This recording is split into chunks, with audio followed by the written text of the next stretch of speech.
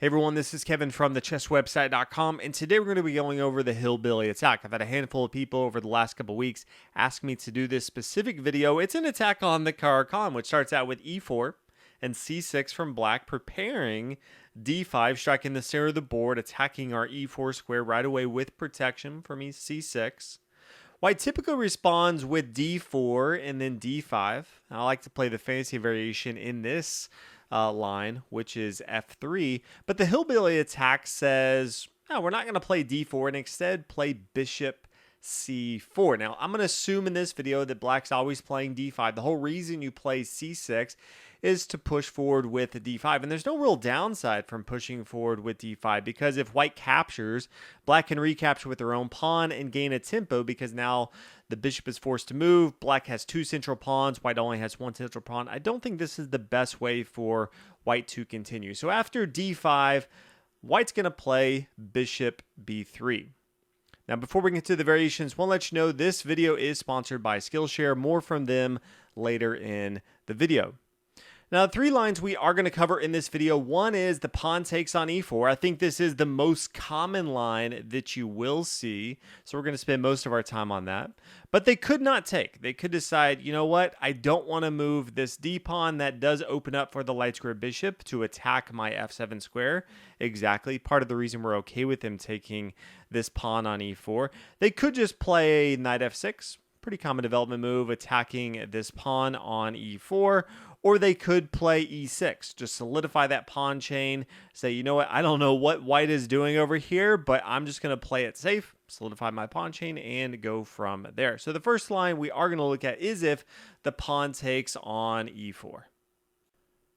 Now, part of the reason we play the Hillbilly is to play queen to h5 in this example. Now, the Hillbilly Attack, because people will ask all the time, you know, is this a sound opening? Should I play this? If you have normal time controls, I would not play the Hillbilly Attack. I think there's a lot of ways for black to equalize, but if you're playing a faster game or you're just having fun, I think Hillbilly Attack is completely fine to play. You can see the bishop and the queen are both attacking the f7 square. There's three different ways that black can stop this. One is to play knight to h6.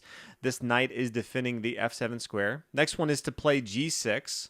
And then you can also see pawn e6. Both of the first two moves were stopping the queen, and this pawn on e6 is stopping the bishop on b3. So let's look at the first one. Look at the problems that black would have if they try to play knight to h6. We're going to play knight c3, attacking the pawn. Remember, we're down a pawn of material, so we're going to have to get that back at some point or just have a really, really strong attack here. If they try to hold on to it because they can't play pawn f5, that pawn is being pinned down by the queen from h5. So if they try to play bishop to f5, well, now we can just strike away right away at the f7 square. Remember, this is a huge weakness. Typically, the king is the only piece defending it, but they do have their knight. So if we play bishop takes f7, they can now take with their knight, but then their bishop is exposed on f5. So they could now play knight d6, attacking our queen and protecting their own pawn on e4. But then we could just play queen h5, attacking the king. They play g6, and then we come back to e2. Now we have our knight and our queen both attacking this pawn. You can see their king is completely exposed. They can't castle on the king side. And once they play c6 on the Caro Kann, difficult for them to castle on the queen side as well. I don't think knight to h6 is going to be the most common, but definitely like for you to see some of the threats that black would be faced with if they play certain moves. So knight to h6, maybe not so much. Let's look at g6 from here. We're just going to come back to h4. We want to continue and have pressure on our opponent. So the queen to h4 attacks this pawn on e4. Maybe knight to f6. I think this makes a lot of sense, defending the pawn on e4. We're going to play knight to c3. Pretty common theme that you'll see in this opening. We want to get this knight involved into the game, attacking the pawn on e4 while maintaining pressure with our queen here. Bishop to g7. Fianchettoing doing their bishop, they definitely want to have some protection for their king. You can see all the threats that we have going on. If they don't castle pretty soon, we could have a pretty lethal attack here. From now, I like f3. And this is another common theme that after they take here, remember, we gave up a pawn in material. We don't mind giving up another pawn in exchange for a very developed knight here. So we have all of our minor pieces involved into the center of the game. We have our queen on h4, although you typically don't see it here on the h4 square. If they castle on the king side, we can castle as well. We do have a pretty active rook on the semi-open f-file. We can play d4 next, get our dark square bishop involved into the game. So quite a few threats from white, but you can see we are down a pawn to material. So you need to keep the pressure up. If you stay back and let your opponent develop all their pieces, then you are going to have a tough game in the endgame. If they don't play bishop to g7 in this spot, they could play bishop to f5, trying to hold down this e4 square. From here, we could just play pawn f3, same as before after they take. Maybe they play bishop g7 at this point. The main difference is instead of castling, they've now used an extra move with bishop to f5. And so in this case, instead of castling, I recommend playing d4, because now we can get our dark square bishop involved into the game. So if they play castle on the king side, we can play bishop g5. You can see some of the threats that we have. Once we exchange here, then this h7 square is pretty weak because the knight on f6 is currently defending it. You also have to notice that the pawn on f7 is pinned down by the bishop. So while it doesn't come into play right away, getting into the late game, that is definitely something to keep in mind. So that's what happens if they play g6. If we come back here after queen to h5, another option that you could see is e6. From here, we're going to play knight c3. If our queen's not under attack, we're not looking to move our queen. We want to maintain pressure where it is, and we want to develop other pieces. So knight to c3, same theme as before, attacking the pawn on e4. If they play knight f6, attacking the queen and the pawn, you've probably guessed it. We're going to come back to queen h4, attacking this pawn on e4. If they play maybe bishop to e7, now we can take. They don't have to take if they want to. That's fine. We can just exchange with our queen here. But then we can play knight to e2. Then we can easily come up to f4, start to put more pressure on our opponents. Also defends the pawn coming to d4 as well. So just a few things to keep in mind why we might play knight to e2, because we are going to be looking to play d4, get our dark square bishop involved into the game. And you can see, because we don't have the other central pawn from white, that pawn on d4 would be exposed from the queen on d8, which right now it's not doing too much, but it is controlling the semi-open d file. Before we get into the next few variations, a quick word from our sponsor, Skillshare. If you're not familiar with Skillshare, it's an online community where you can take classes on pretty much anything that you want. It's also very interactive, so you not only learn something, but you can actually try it out and get better. One of the first courses I ever took on here was around productivity. Also think this is one of the most popular classes on the entire platform, so I definitely recommend checking this one out. And if you haven't tried out Skillshare before, Skillshare is giving the first 1,000 people to use the link in the description below, or using my code, a free month trial. So definitely check those out and let me know what you guys think.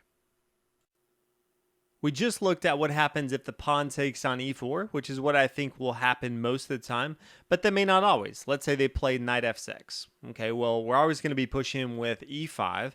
Now we don't have to give up a pawn in the gambits, but also we can force this knight to move. Okay, so where does the knight move? It could come to g4. It could come to d7. I think it's pretty awkward if they just come back to g8 and just waste a move with their knight. But let's look at both of those.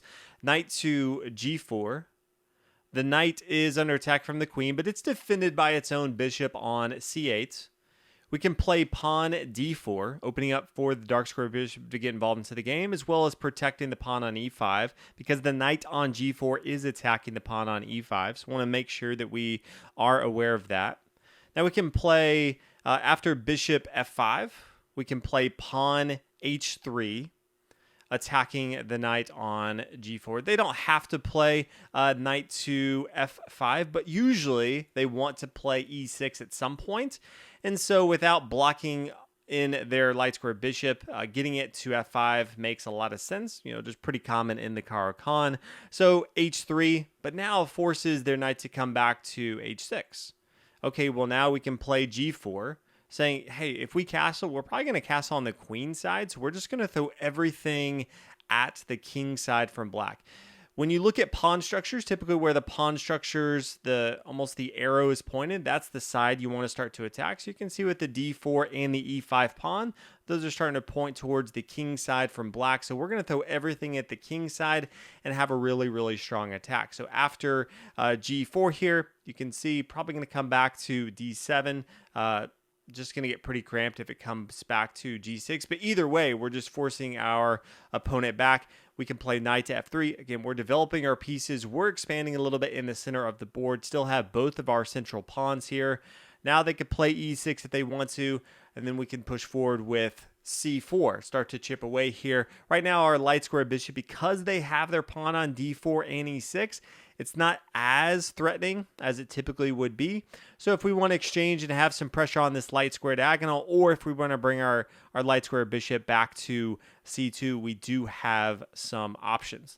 Now, instead of coming to g4 for black, they could also play knight to d7. Remember, it is blocking off the light square bishop, but many times they're just playing very, very passive. Solid structure from black, but they're not trying to get out of hand.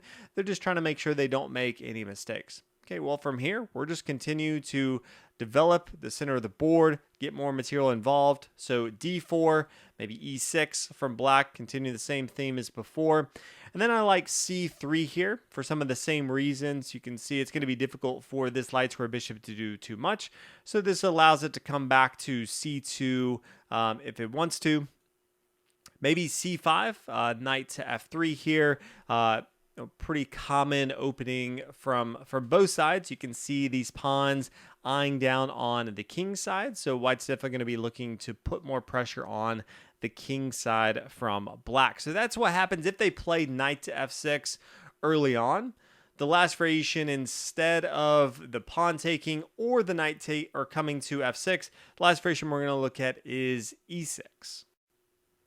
Now from here, we're going to play knight c3, not only attacking the d5 square, but more importantly, defending the e4 square in the center of the board. Now, I think there's really two plays that we'll see. One is just pushing forward with d4, which I hope that they do. We're almost baiting them to play that when we play knight to c3. Or the other option is just completely avoid what we're doing and just continue with the normal game plan of knight f6. Okay, let's first look at the first one with knight to d4.